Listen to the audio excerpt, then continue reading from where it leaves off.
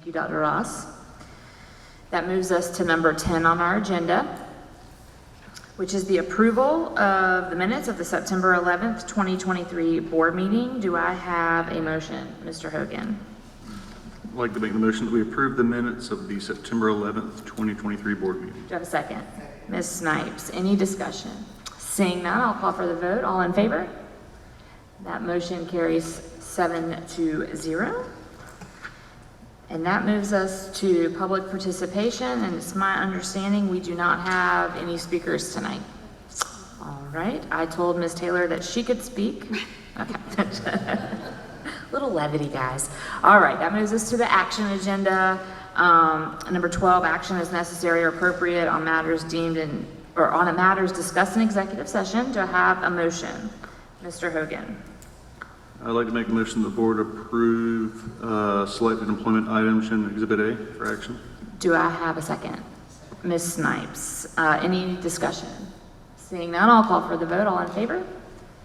That motion carries 7-0. Do I have any more motions from executive session? Ms. Snipes.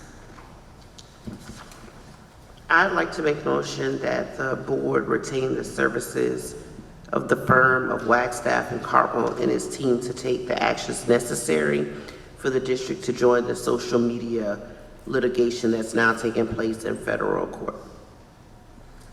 Do I have a second? Ms. Barnhart, any discussion? Ms. Huddle.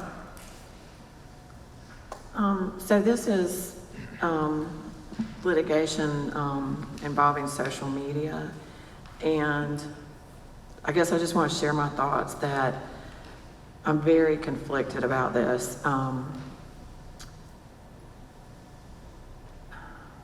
think that I'd like to see this board re-examine our policies on use of mobile devices in schools in conjunction with this. I'm not saying not to do this, but I'm saying that I'd like to see us do as much as we possibly can, listening to our parents and what they want, which everyone may not agree on, but just go back and look at our policies and make sure, and look at what other school districts are doing, and look at safety and security and what's working in other school districts, best in class approach, and see if there are adjustments we should make. The other internal conflict I have is that I think our biggest issue with social media is not what occurs really in the school, but what occurs outside of the school. And I'm leery of any action that appears to sublimate what parents are responsible for. I feel like we've already done that so much in schools. We've already taken over so much of what, when I was growing up, parents were responsible for. And I know we have to. I know that kids can't learn if they're anxious or depressed or hungry, or I realize that, but I just want to share those concerns. At the end of the day, I have to put my trustee hat on and say what's best for the school district. And so just doing that, I guess, kind of handling the conflict within my own brain, that's kind of where I land, is that I think for the school district, this is probably the best action, but at the same time, I can't deny that I personally have some internal conflict with this. Anyone else? Well, I will say that, you know, as a trustee and as a parent of 3 small children, it is disturbing to me to see how social media influences every aspect of a child's life. And it's hard to keep that control just in the home. I mean, it's everywhere. My kids don't have any devices. They are not, you know, they obviously they don't have social media. They're very young, but they still know about it. It gets into the schools. I mean, all of our schools are on social media. You know, it seems like all of the adults in the community are on social media, and sometimes I mean, just the ugliness that you see from elementary school students, from middle school students, from high school students, and from adults in the community. I mean, if there is any way that we can have an impact on stopping, social media from influencing our students and our kids, I mean, I'm all for it. I absolutely believe that there is a really large component of parents being involved. I mean, the most important component is parents being involved in what their students are, or what their children are exposed to. But school life and home life, when it comes to social media, is so different than anything when any of us were growing up, and it's hard to control. So it has a major impact on our students' ability to learn, and our students' mental health. And because, as a trustee, I definitely think that, I mean, we're all here for the best interest of our students. So I mean, there are various hats to wear in this decision. I definitely understand that. So those are just my thoughts on that. Mr. Hogan. I mean, with regards to the vote, I have no problems with my opinion moving forward with it. To Ms. Huddle's point, is there a time we can find in the near future where we can review some other policies and what other districts are utilizing to utilize social media and see if there's some strengths and enhancements we can put into our own? Yeah, for sure. I definitely think that's something that we should talk about in a board officers meeting. I know Dr. Ross, I've sat in on a parent advisory meeting, and I know that some of your other advisories have been involved, and I think that this is definitely something that the board should look at. Ms. Huddle's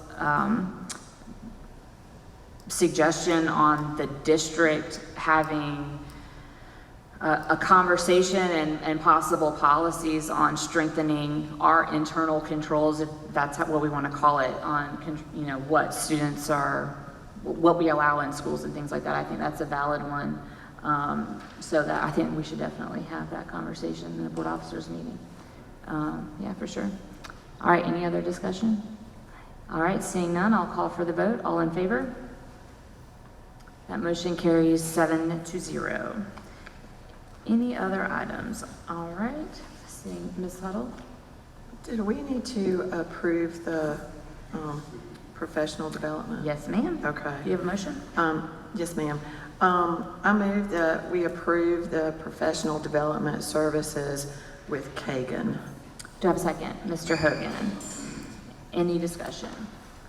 All right, seeing none, I will call for the vote. All in favor?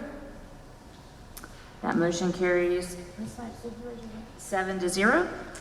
Thank you. And that moves us to number 13, the approval of the contingency request for capital funds, Exhibit F.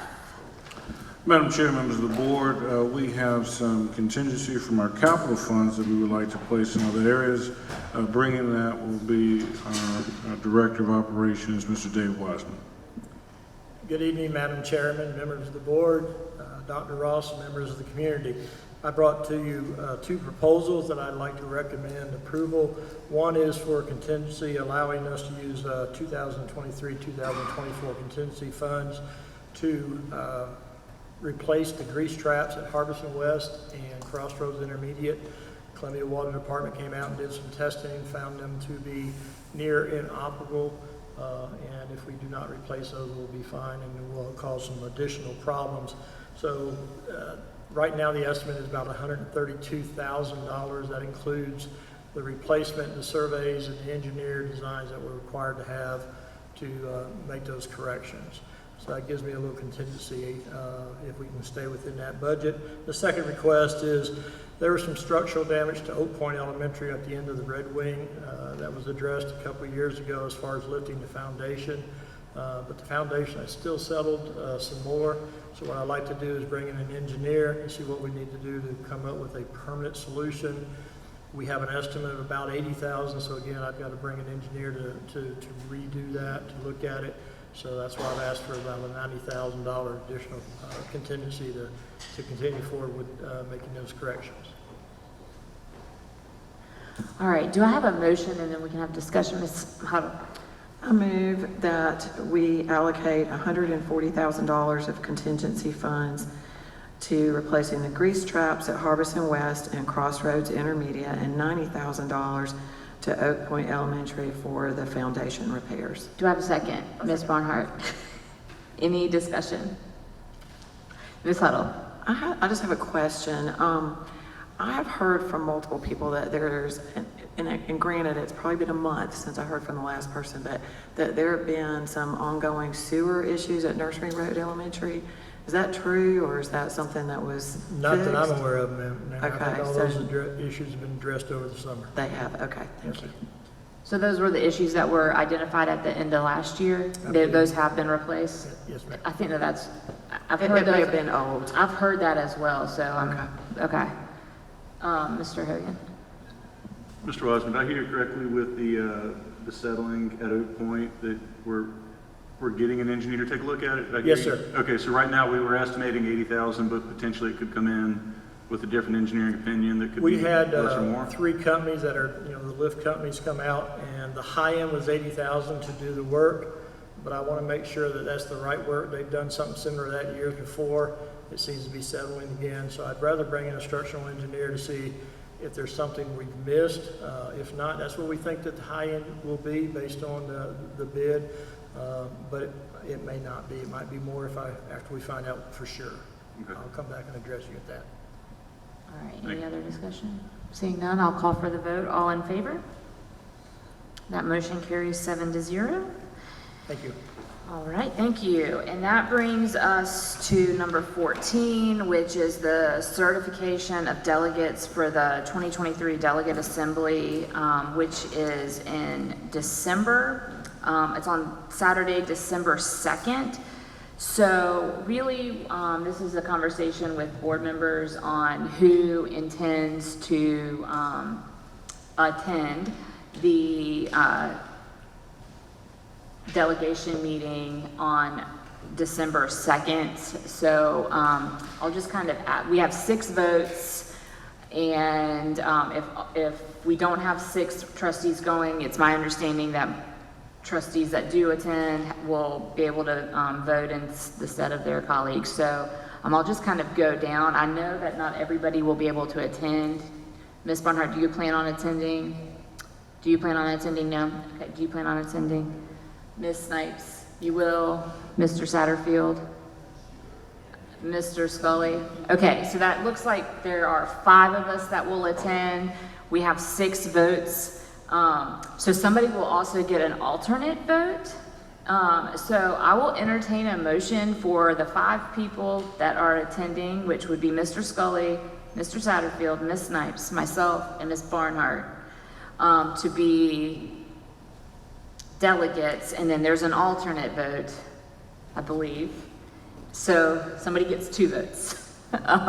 Does anyone have Ms. Snipes is looking like she wants 2 votes, so Ms. Huddle. Okay, I move that we appoint the following delegates for the 2023 Delegate Assembly. Mr. Scully with 1 vote, Mr. Satterfield with 1 vote, Ms. Snipes with 2 votes, Ms. Blackburn-Holmes with 1 vote, and Ms. I'm running out of steam. Barnhart with 1 vote. Okay, do I have a second, Mr. Hogan? All right, any conversation? If you tell me you want 2 votes. No. I'm just It kidding, doesn't I'm just work- kidding, I'm just kidding. It doesn't work that way, though. It doesn't? No, Well, so they just- we have to sign a form that has to be submitted, and it asks the names and the number of votes. See, last year it was just So, 2 of because- us, and we literally just, But that's because nobody else, that y'all were the only 2 there. Because we're all there, there's a form that will have all of our names, and it'll tell us how many people will get votes. And if there were enough, if everybody went, say all 7 of us went, I could be an alternate, or you could be an alternate for somebody else, Yeah. from my understanding. we just wrote on a piece of paper what our vote was. But that was once you got there. We Yeah. have to have this form submitted by November 13th. That's fine. Yep. That is what I am being advised by the esteemed Miss White. Not to put you on the spot. All right, so, do I have any other discussion on Ms. Huddle's motion? Seeing none, I will call for the vote. All in favor? And that motion carries 7-0.